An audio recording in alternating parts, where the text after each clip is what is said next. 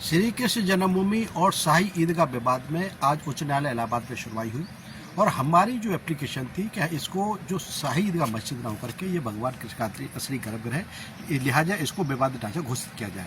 आज उस पर बहस हुई और हमें अपना पक्ष माननीय न्यायालय के समक्ष रखा। हमारा ये कहना है कि शाही ईदगाह पक्ष की तरफ से आज तक कोई सिंगल डॉक्यूमेंट शाही ईदगाह के ये मस्जिद है उसमें कोई दाखिल नहीं हो पाया है। न तो उनके पास खसरा है, न खतौनी है, नगर निगम का कोई रिकॉर्ड उनके पास नहीं है और किसी भी इतिहासकार की पुस्तक में ये उल्लेख नहीं है कि ये शाही ईदगाह थी। इसमें साफ रूप से सब में कहा गया है, मेंशन किया गया है कि ये हिंदुओं का मंदिर था, भगवान कृष्ण का गर्भगृह था, तो इसमें साफ रूप से इसका उल्लेख किया गया है। और 1920 ASI एक्ट के अनुसार ये वक्फ की प्रॉपर्टी भी नहीं है, तो ये किस आधार पर उसे शाही ईदगाह मस्जिद कह रहे हैं। तो हमने जितने भी तथ्य थे माननीय न्यायालय के समक्ष रखे, अपनी बहस की और इसके साथ साथ प्रॉपर्टी का नेचर क्या है, नेचर प्रॉपर्टी का मंदिर का है, मस्जिद का नेचर वहाँ ही नहीं।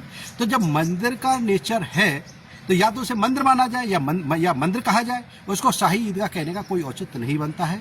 इस पर आज हमने अपना पक्ष रखा और हमारे साथ ही अधिवक्ता गण ने जो हमारे अन्य केस है उन्होंने भी हमारे फेवर में कहा कि ये मंदिर है, मस्जिद नहीं है, जिसकी तरफ से अपोज शाही ईदगाह पक्ष के अधिवक्ताओं के द्वारा किया गया कि ये मस्जिद है। लेकिन माननीय न्यायालय ने दोनों पक्षों को सुन लिया है और सुनने के बाद अग्रिम तारीख 4 जुलाई निश्चित कर दी गई है, आदेश को रिजर्व कर लिया गया है।